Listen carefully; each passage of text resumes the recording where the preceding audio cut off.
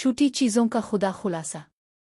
The God of small things Kerala Bharat के शहर इमैम के एक ख़ानदान की कहानी बयान करती है। इसका नविश्ता मुआसिर मुसन्निफ जॉन बर्जर का एक इक़्तिबास है।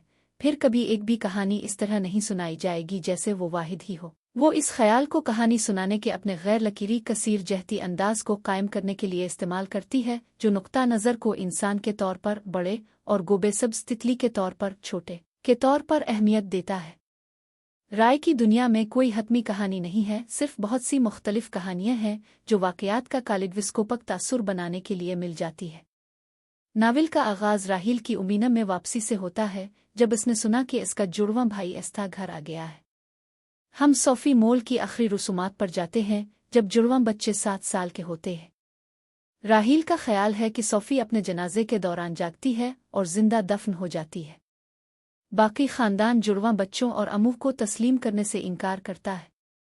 अलिफ़ाउमैम वापस जाने वाली ट्रेन की सवारी पर अमूह सिवाय ये कहने के बात नहीं कर सकता कि वो मर चुका है। मैंने इसे मार डाला है। एस्था को बचपन में बाबू के साथ आसाम में रहने के लिए भेजे जाने के बाद से राहील और एस्था ने एक दूसरे को नहीं देखा है। दोनों जुड़वां बच्चे अपने बचपन के घर वापस आने तक किसी हद तक बेमकसद सफ़र कर चुके हैं। राहील ख़ानदान की साबिका फैक्ट्री पैराडाइज पकलिज एंड प्रिजर्वेज को देखता है और इस बात पर गौर करता है कि सोफ़ी मोल की मौत के वाक़ये के अर्द गिर्द उसके ख़ानदान में मौजूद तमाम अजीब व गरीब बातें कैसे हल हो जाती है। इसके बाद हम देखते हैं कि ख़ानदान सोफ़ी मोल और उसकी वालिदा मार्गरेट कोचमा की इंग्लैंड से आमद पर उनका इस्तकबाल करने के लिए कोचीन जा रहा है। रास्ते में वो अपने नौकर विलोथा को कम्युनिस्टों के एक ग्रुप के साथ मार्च करते हुए देखते हैं। मौजूदा दौर में राहील चांदनी की रोशनी में एस्था को कपड़े उतारते हुए देखता है। उनमें से कोई भी एक लफ्ज़ नहीं बोलता। कहानी कोचीन वापस आती है, जहां ख़ानदान सिनेमा में दी साउंड ऑफ म्यूज़िक देखने जाता है।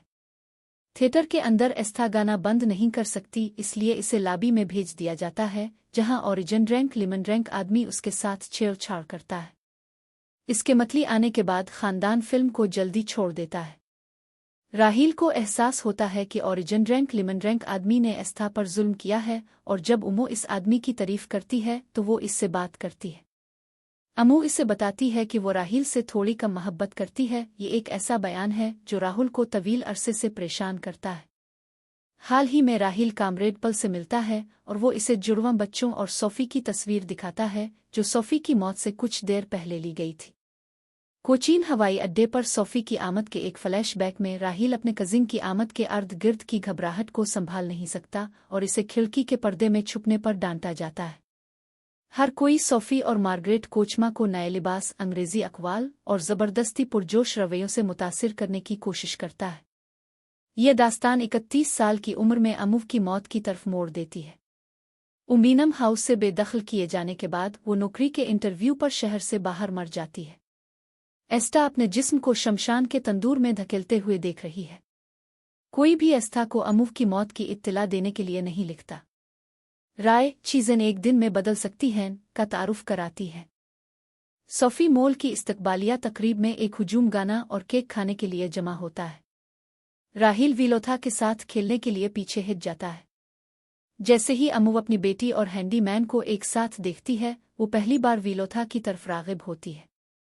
राहील एस्था के साथ शामिल हो जाता है, जो अदरक की फैक्ट्री में अकेली है। वो हिस्ट्री हाउस जाने का इरादा रखते हैं, जहां परवान रहते हैं। वो एक पुरानी खस्ता हाल कुश्ती को दरिया में धकेलते हैं और विलोथा के किनारे दरिया की तरफ ले जाते हैं। वहां वो उनके लिए कुश्ती ठीक करने का वादा करता है। विलोथा अपने बच्चों के साथ मुसलसल वाबस्तगी के बावजूद अमू के लिए इसकी बढ़ती हुई मोहब्बत को दबाने की कोशिश कर रहा है। अमू एक मुसल्ला आदमी का ख्वाब देखती है जो इससे मोहब्बत करता है।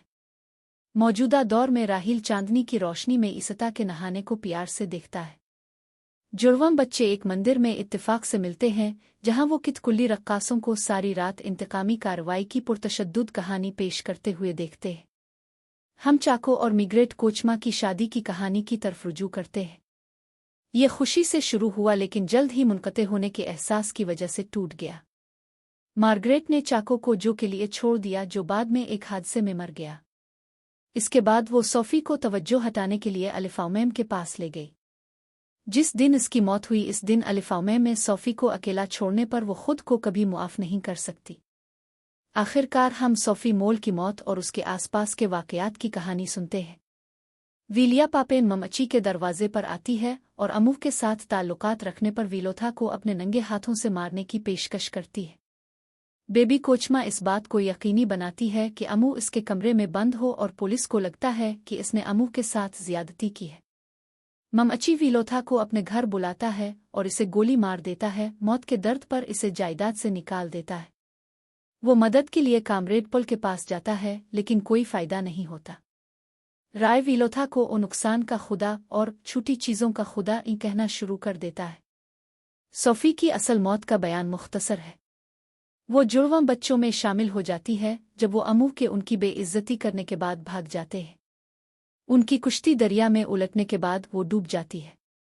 जुड़वां बच्चे हिस्ट्री हाउस के बरामदे पर सो जाते हैं, इस बात से बेखबर के विलोथा वहां सो रहा है।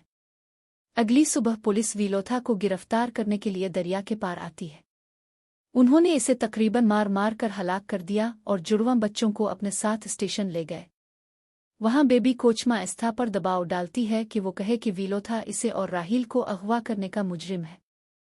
वो इसे बताती है कि ऐसा करना अमू को बचाने और जेल में जिंदगी से बचने का वाहिद रास्ता है।